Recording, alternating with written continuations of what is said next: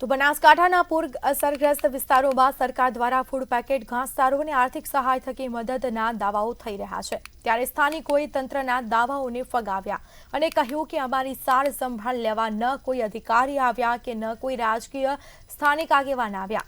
અમારી પરિસ્થિતિ ખરાબ છે ને અમારી સાથે કોઈ જ નથી। ત્યારે આવો સાંભળીએ કે શું કહે છે પૂરગ્રસ્ત વિસ્તારના લોકો।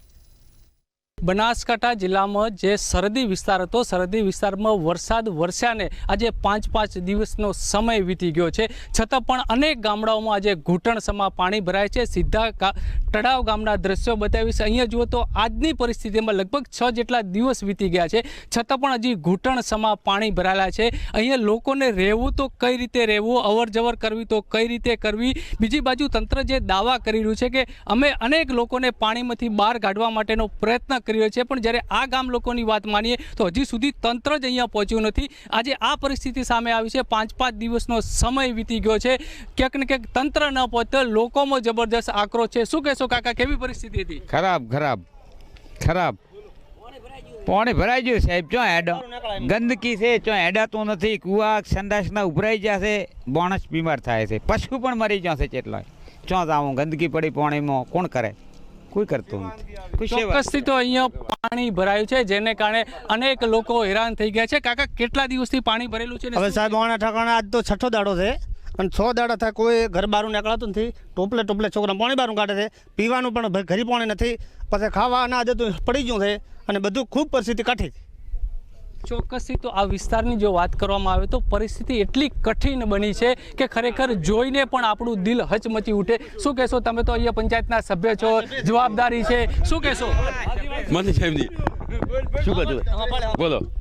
હવે સાહેબ કોઈ દેખવા આવતું છે નહીં, તંત્ર બીનું, અને કોઈ મુલાકાત લેવા કોઈ આવતું નથી, સર્વે કરવા કોઈ આવતું નથી, અધિકારીઓ કોઈ, અને કોઈ આલતા નથી લાભ, અને કોઈ શ્યામલ બેમલ પહોંચાડતા નથી, અને કે ખરાબ આમ બેઠા વસ્તીનું કોઈ સર્વે કરતા નથી।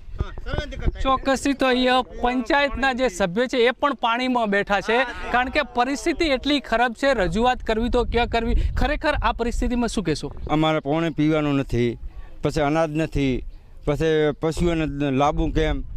બધું પાણીમાંથી લાવવું, ખેતર ભરાઈ ગયા। હા, કોઈ અમારી મુલાકાત કરતા નથી।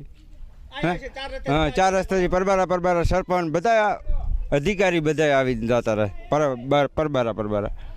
ચોક્કસથી તો જે આ વિસ્તાર છે, વિસ્તારની અંદર લગભગ 150 કરતાં વધુ ઘર છે। દરેક ઘરની અંદર ઘૂંટણસમા પાણી ભરાણા હતા। ત્યારે શું ખાવું, શું પીવું, નાના બાળકોને કઈ રીતે જીવાડવા, અને મહત્વની વાત તો કે પશુપાલન સાથે આ સંકળાયેલો વિસ્તાર હતો। અહીંયા પણ મોટું નુકસાન છે, માણસોની સાથે પશુઓમાં પણ મોટું નુકસાન। આપણે તો સાહેબ પહેલાં તો આ પાણીનો નિકાલ કરો એ બાબત। ચોક્કસથી તો અહીંયા દરેકની એક જ વાત સામે આવે છે કે અમારા વિસ્તારમાંથી પાણીનો નિકાલ કરો। બીજી બાજુ ગુજરાત સરકારે અહીંયા 5 અધિકારીઓને જ્યારે ટીમ બનાવીને મોકલી હોય, ત્યારે આ તળાવ ગામનો જે છેવાડાનો વિસ્તાર છે અહીંયા સુધી ટીમ હજી પહોંચી નથી તો કોઈ સહાય મળી। ત્યારે સવાલ એ પણ ઊભો થઈ રહ્યો કે આ ગુજરાત સરકારની ટીમ ક્યાં કામ કરી રહી છે, રાજકીય આગેવાનો શું કરી રહ્યા છે? શું આ મતદારો નથી? એક મતદારોને જીતાડવા માટે અહીંયા આ લોકોએ લાઈન લગાવી હતી વોટ આપવા માટે। ત્યારે આજે આ લોકોને જરૂર પડી છે, ત્યારે અહીંના આગેવાનો ક્યાં ગયા એ પણ અહીંયા સ્થાનિકો સવાલ કરી રહ્યા છે। પ્રકાશ ત્રિવેદી, મંતવ્ય ન્યૂઝ, બનાસકાંઠા।